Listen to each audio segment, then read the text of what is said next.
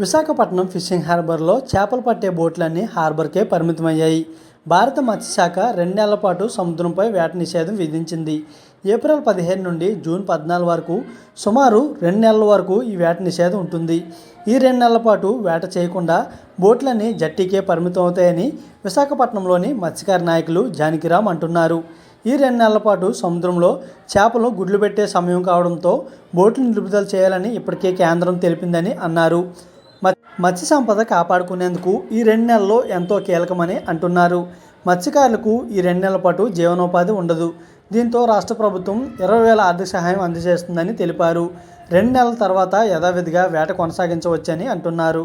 సముద్రంలో పర్యావరణ సమతుల్యత, అదేవిధంగా మత్స్య సంపద అభివృద్ధి కోసం అని చెప్పి కేంద్ర ప్రభుత్వం మార్గదర్శకాల ప్రకారము వేట నిషేధ సమయం అంది ప్రతి సంవత్సరం 2 నెలల పాటు ఈ తూర్పు తీర ప్రాంతంలోని అమలుతున్నటువంటి పరిస్థితి. ఇది ఏప్రిల్ 15వ తేదీ నుంచి జూన్ 15వ తేదీ వరకు, అంటే 61 రోజులు వేట నిషేధ సమయం అనేది ఈ తూర్పు తీర ప్రాంతంలో ఉంటుంది. ప్రధానంగా ఏంటంటే ఆంధ్రప్రదేశ్లోని దాదాపుగా 1050 కిలోమీటర్లు తీర ప్రాంతం ఉండటం వల్ల మత్స్యకారులందరూ కూడా ఇప్పటికే సముద్ర తీరానికి చేరుకోవడం జరిగింది. ఈ వేట నిషేధ కాలంలోని ఈ మెకనైజ్డ్ బోట్స్, మోటరైజ్డ్ బోట్లు ఇవన్నీ కూడా మత్స్యకారులు వాళ్ళని రిపేర్ చేసుకోవడము, అలాగే బోట్లు మరమ్మతులు చేసుకోవడము ఈ పనుల్లో ఉంటారు. అదేవిధంగా ఈ 2 నెలల కాలంలో ఉపాధి కూడా కోల్పోయే పరిస్థితి మత్స్యకారులకు ఉంది. కాబట్టి రాష్ట్ర ప్రభుత్వము మత్స్యకారుని సేవలు అనే కార్యక్రమం ద్వారా ప్రతి మత్స్యకారునికి 20,000 రూపాయలు మత్స్యకార భరోసా కింద ఇస్తున్నటువంటి పరిస్థితి ఉంది. దాన్ని త్వరితగతిన ఇవ్వాలని చెప్పేసి రాష్ట్ర ప్రభుత్వాన్ని కోరుతున్నాం. అదేవిధంగా అదే సమయంలో ఉపాధి కోల్పోతున్నటువంటి మత్స్యకార యువత ఎవరైతే ఉన్నారో ఈ ఫిషింగ్ ఇండస్ట్రీ మీద ఆధారపడి, అలాగే ఈ సొసైటీలకి పెట్టుకొని, అలాగే చిన్న చిన్న బుట్టలతోని చేపలు అమ్ముకున్నటువంటి సాంప్రదాయ మత్స్యకార మహిళలు కూడా ఉపాధి కోల్పోయే పరిస్థితి ఉంది. కాబట్టి రాష్ట్ర ప్రభుత్వం మత్స్యకార మహిళలు, అలాగే మత్స్యకార యువత ఎవరైతే ఉపాధి కోల్పోతున్నారో 2 నెలల పాటు వాళ్ళని కూడా పరిగణలోకి తీసుకొని వాళ్ళకి కూడా ఈ మత్స్యకార సేవా కార్యక్రమంలో భాగంగా 20,000 రూపాయలు ఇవ్వాలని చెప్పేసి మేము డిమాండ్ చేస్తున్నాము.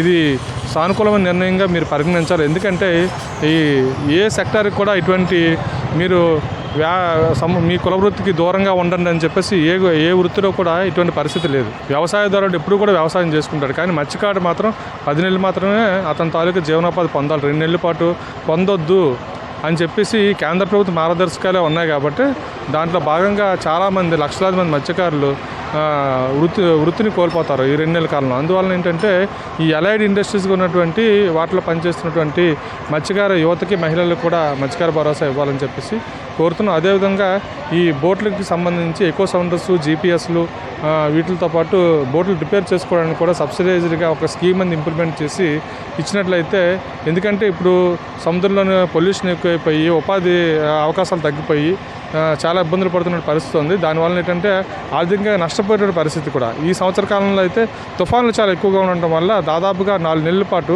అంటే ఉన్నది 10 నెలల సీజనే, 10 నెలల్లో 4 నెలలు సముద్రంలో వేట కూడా వెళ్ళలేనటువంటి పరిస్థితి. సముద్రంలోని ప్రతికూల వాతావరణము, రకరకాల కారణాలు. ఇప్పుడు చూస్తే యుద్ధం వాతావరణం వల్ల కూడా డీజిల్ రేట్లు పెరిగిపోవడం అదొక పెద్ద సమస్యగా పరిణమించింది. ఓన్లీ విశాఖపట్నం ఫిషింగ్ హార్బర్లో మాత్రమే ప్రైవేటు డీలర్ల ద్వారా ఐఓసి వాళ్ళని సంప్రదించి ఆఫ్కాప్ పాత రేటుకి సప్లై చేసింది. అంటే ఏదో ఒక తాత్కాలిక ఉపశమనం ఇచ్చింది తప్ప ఇది పర్మనెంట్ సొల్యూషన్ అయితే ఇవ్వలేదు.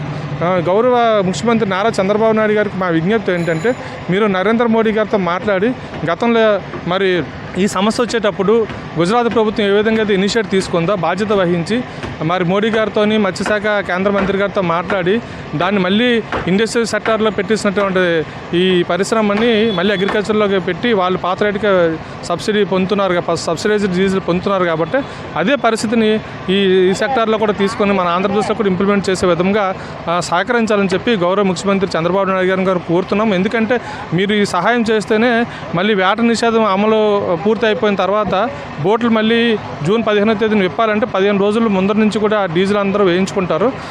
ఆ సమయంలో మళ్ళీ ఇబ్బందులు పడే పరిస్థితి. ఇంత హై రేటుకి 122 రూపాయలకి డీజిల్ కొని వేటకు పంపించే పరిస్థితి ఈ బోటు యజమానులకు లేదు. కాబట్టి ప్రభుత్వం ఈ విధంగా దృష్టి సాధించి కేంద్ర ప్రభుత్వం సంప్రదింపులు జరిపి ఈ వేట నిషేధ సమయంలోనే మత్స్యకార భరోసా అందిస్తూ మా తాలూకు విన్నపాలను కూడా మీరు పరిగణలోకి తీసుకొని సమస్యను పరిష్కరిస్తారని చెప్పేసి రాష్ట్ర ప్రభుత్వాన్ని కోరుతున్నాను.